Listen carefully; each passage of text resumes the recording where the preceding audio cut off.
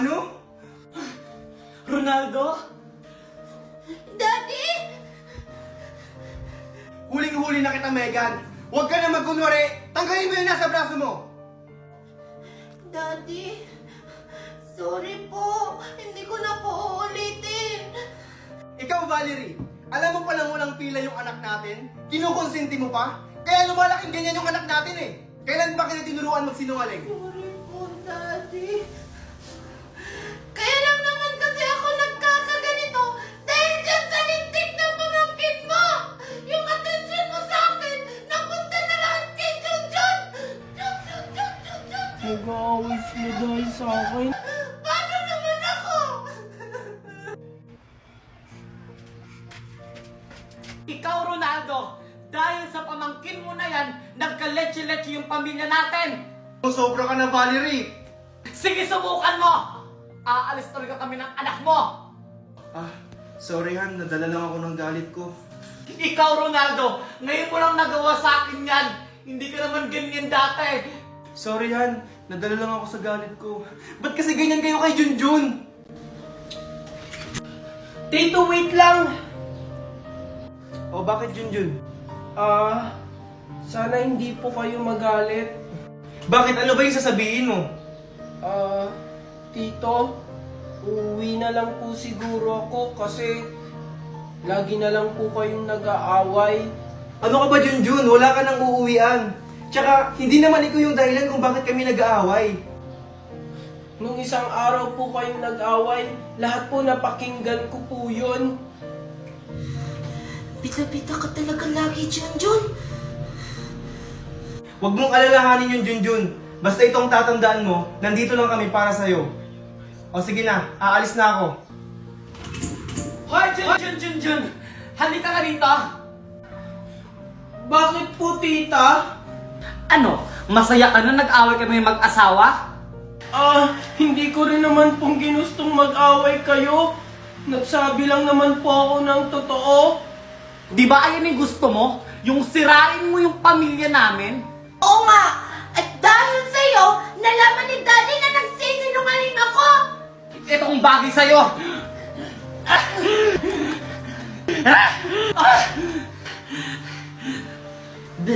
Buti nga sa'yo.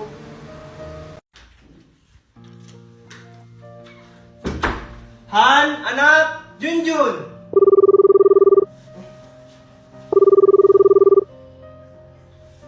Hello? Ronaldo, si Junjun! O anong nangyari kay Junjun? Nandito kami sa ospital! Na-aksidente si Junjun! Puntahan mo kami dito! Ha, ano? O sige, papunta na ako.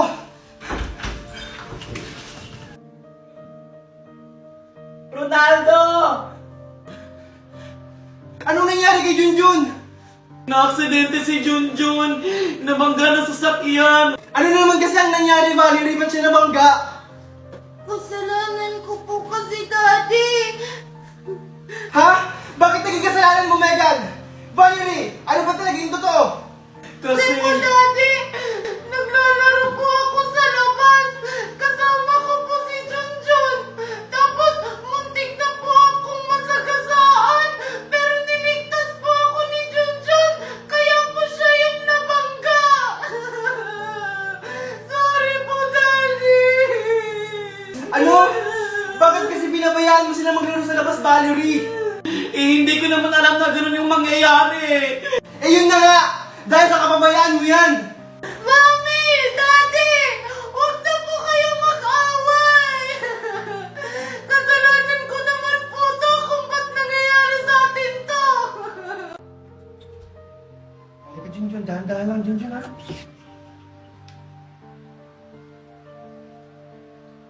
Surprise, Junjun! Welcome back!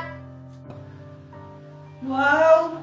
Hindi na po kayo galit sa akin. Siyempre naman, Junjun! Hindi na ako galit sa'yo! Kalimutan mo na yung Junjun! Hayaan mo makabawi ako sa'yo! Valerie, Megan, masaya ako kasi tanggap niya si Junjun. Junjun, habang buhay kong tatanang utang na loob yung pagligtas mo sa akin. Junjun, sana mapatawad mo kami sa lahat ng mga nagawa namin sa'yo. Alam mo, proud na proud ako sa'yo kasi mas pinili mo pa rin ang pagiging mabuting bata sa amin.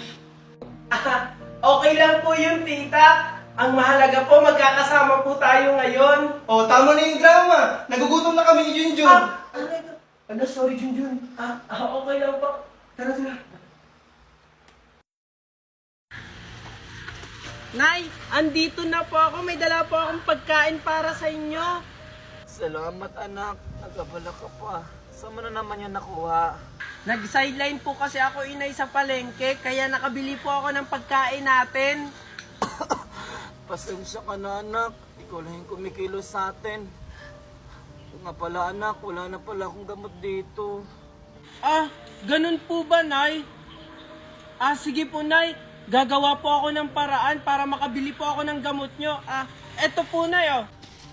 Oh, saan ka na naman pupunta? Sabi ko naman po sa inyo, Nay, nagagawa ako ng paraan para makabili ako ng gamot nyo. O sige, Nay, kumain ka dyan, ha. Sige po, aalis na po ako. Sige nak, mag-iingat ka. Ano kayang gagawin ko para makabili ako ng gamot ni Inay? Mukhang mayaman to, Lord, patawarin mo ako kung magagawa ko yung ganitong bagay. Kailangan ko lang kasing bumili ng gamot ni Inay. Ay! Sorry po! Ikaw bata ka, magdahan-dahan ka. Sorry po, hindi ko po kasi sinasadya. Nagmamadali po kasi ako. O sige po, alis na po ako.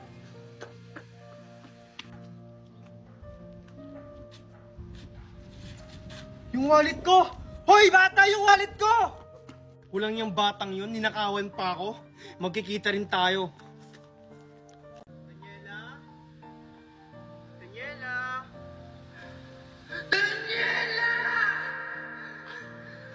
Daniela! Daniela! Marco, ikaw na bahala sa anak natin. Alagaan at palakihin mo siya ng mabuti ha. Paalam. Daniela! Hoy, Junjun! Junjun!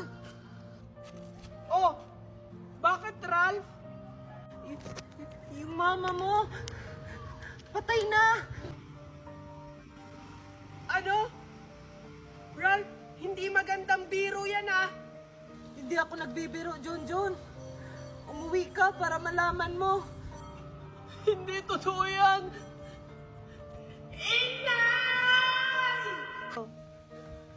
Inay! Junjun? Junjun? Si Junjun po ba hinahanap nyo? Oo, si Junjun. Tsaka, asan nga pala si Junjun? Bakit sira na yung tinitirahan niya? Wala na po dyan si Junjun. Matagal na siyang hindi dyan nakatira. Ano? Alam mo ba kung nasan siya ngayon? Palagi ko po siyang nakikita sa palengke. Palaboy-laboy siya ngayon doon. Ganun ba? Sige, salamat. O kaya makikita si Junjun. Teka, si Junjun ba yun? Junjun? Huwag niyo po akong ipapapulis. Babayaran ko na lang po yung dinukot ko sa inyo.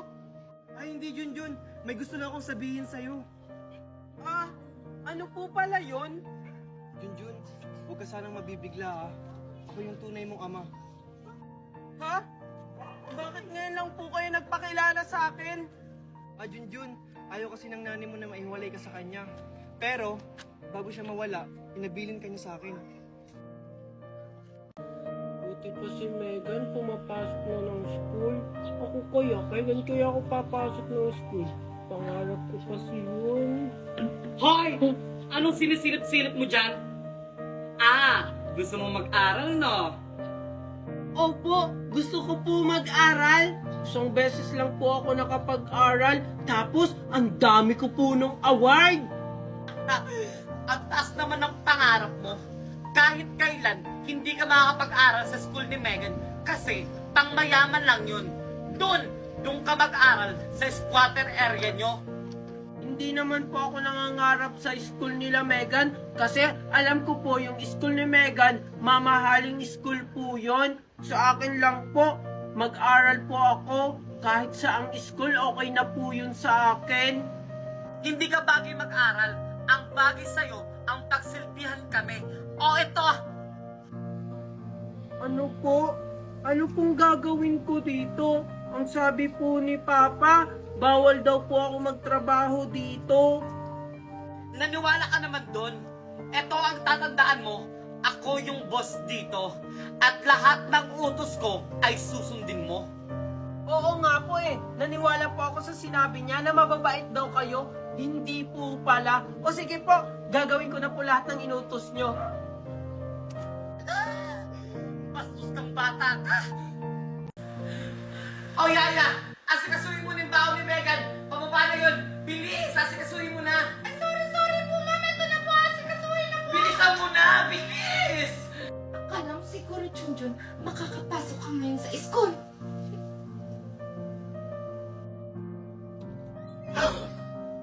Oh Megan, bakit ka dito? May kailangan ka ba?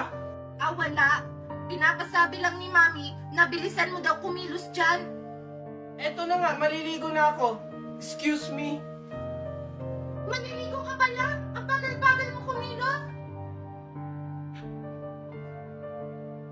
Alam mo, makakapasok ka ngayon, Junjun. Hindi. Handa ka ngayon sa akin, Junjun.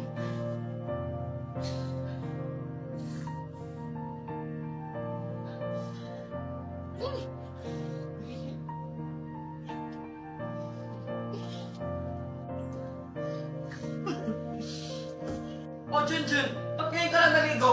Malilit na kayo ni Megan, oh. Maaga pa naman po. Anong maaga? Huwag mo nga kayahin yung school mo dati sa school nila Megan. Mami, nakahanda na po ako. Wait lang, Megan. Ito kasing isa, pabagal-bagal. No! Ayoko yung kasabay sa school, Mami. Mauna na lang tayo. Wag na lang po, Papa. Kaya ko naman pong labahan to. Hindi, Junjun. Sobra na kasi yung ginagawa sa'yo. Oo na, Daddy! Kasalanan ko na! Ano, Junjun? Masaya ka na? Kailangan mo na sila, anak. Papasok ka sa school. Tara. Anak, Megan, bilisan mo dyan. Magsha-shopping tayo. Ah, Mami? Ngayon na tayo mag-shopping? Kaya nga, bilisan mo dyan kasi ngayon tayo magsha-shopping. Ah, sige po, Mami. Oh, Manong, anong ginagawa mo sa harap ng bahay namin? Andyan po ba si Sir Marco? O bakit? Anong kailangan mo sa asawa ko? Kayo po pala yung asawa ni Sir Marco. Pakibigay na lang po kay Sir Marco. Ano ba to?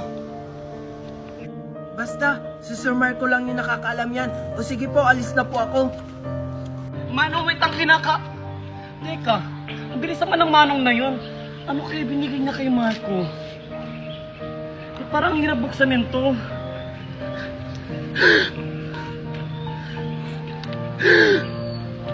Mami, ano po yan? Ba't parang gulat na gulat ka?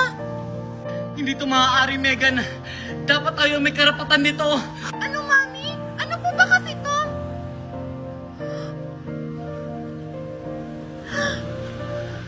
Hindi to maaari, Megan.